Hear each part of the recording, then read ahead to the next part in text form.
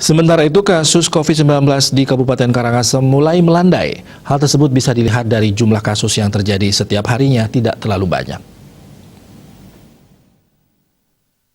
Koordinator Bidang Penanganan Kesehatan Satuan Tugas Penanganan COVID-19 Kabupaten Karangasem Igusti Bagus Putra Pertama mengungkapkan, saat ini kasus COVID-19 di Karangasem cukup landai.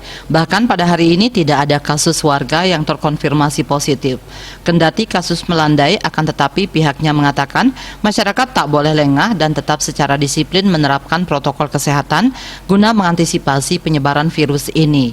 Prokes harus tetap dijalankan demi kesehatan bersama.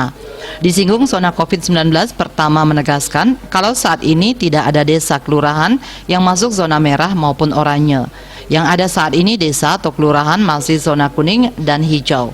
Untuk itu pihaknya berharap ke depan semuanya masuk di zona hijau.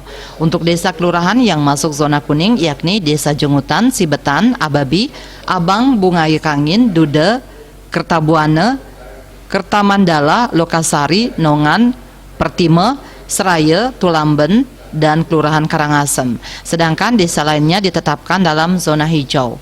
Eka Parananda, Bali Pos melaporkan.